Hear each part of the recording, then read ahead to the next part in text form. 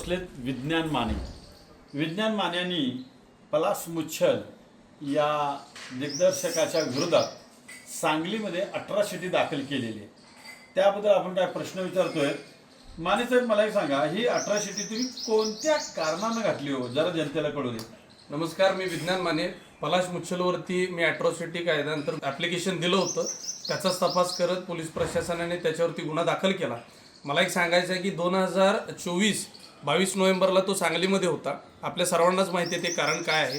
त्यावेळी 25ला तो होता. 2024 पासून मी त्याच्या मागे लागलो होतो की नजर या नावाच्या पिक्चरचे माझे पैसे परत द्या, परंतु 1.5 वर्ष त्यांनी मला टोलवलं.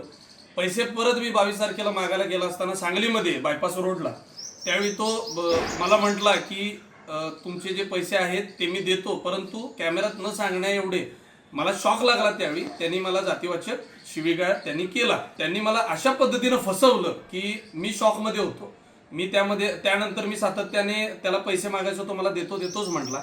जानेवारी महिन्यात मला घरी बोलवलं. त्यावेळी सुद्धा मला हिणवून त्यांनी खालच्या पद्धतीनं जातीवरनं बोलण्यात आलं. मी पोलीस प्रशासन मुंबई इथं गेलो, परंतु पोलीस प्रशासन म्हटले सांगलीमध्ये पहिला घटना घडली, तुम्ही सांगलीमध्ये जाऊन FIR नोंद करावी. मी सांगलीमध्ये आलो. त्यानंतर मी त्या पद्धतीनं हे केलं. त्यांनी पैशाला हात वर केले, पैसे देणार नाही म्हटला. त्यामुळे मला ह्या प्रोसेस जे आहेत अट्रॉसिटी कायद्याअंतर्गत सेक्शन 3 खाली एखाद्या समाजाच्या व्यक्तीला आर्थिक पिळवणूक केली किंवा मानसिक हॅरॅसमेंट केलं किंवा अब्यूज केलं पब्लिकली, ज्याचे पुरावे आणि साक्षीदार सुद्धा आहेत, तर अट्रॉसिटी त्याच्यावर लागू होते. त्याच आधी नियमानुसार मी त्याच्यावर अट्रॉसिटी गुन्हा हा नोंद केलेला आहे. दुसरा एक मुद्दा असा आहे की त्यांच्या वकिलांचं म्हणणं माझ्या ऐकण्यात आलं की विज्ञान माने हा स्टंटबाजी करतोय. याबद्दल तुम्ही काय बोलाल?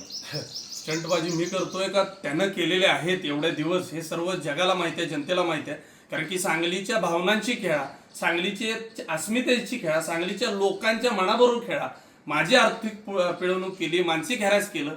सांगलीची जनता जी आहे ही कदापि या गोष्टीला विसरणार नाही आणि त्याला कोणत्याही प्रकारे या गोष्टीत भीक घालणार नाही. मला त्यांच्या वकिलांना सांगायचं आहे की अट्रॉसिटी कायदा अंतर्गत मी त्याच्यावर गुन्हा नोंद केला. मी पोलीस प्रशासनाने त्यांना 3 ते 4 नोटिसा पाठवल्या, त्यांना कॉल्स केले. कोणत्याही प्रकारे पलाश मुच्छल आणि त्यांच्या वकिलांनी पोलीस प्रशासनाला सहकार्य केलं नाही. पोलीस प्रशासनाने सांगली पोलिसांचा अपमानच केला, नोटीस न हे करता स्वीकारता. आमच्या वकिलांनी रोहित पाटील जे आहेत त्यांनी सुद्धा नोटिसा पाठवल्या, त्यांच्या नोटिसाला सुद्धा कोणत्याही प्रकारे सहकार्य केलं नाही. त्यामुळं मला एक सांगायचं आहे की कोणत्याही न्याय प्रणालीला न मानणारे हे व्यक्ती ज्यांनी कोणतीही ऍक्सेप्टन्सी नाही केली, तर त्यांनी मी स्टंटबाजी करतोय का तो करतोय हे आम्हाला सांगायची गरज नाही. आपण विज्ञान मानेला थोडक्यातच आज घेतोय, पण या पुढचा पण मी पार्ट एक जाहीर करणार आहे की त्याच्यामध्ये सुद्धा आपल्याला काय प्रश्न करायचे आहेत.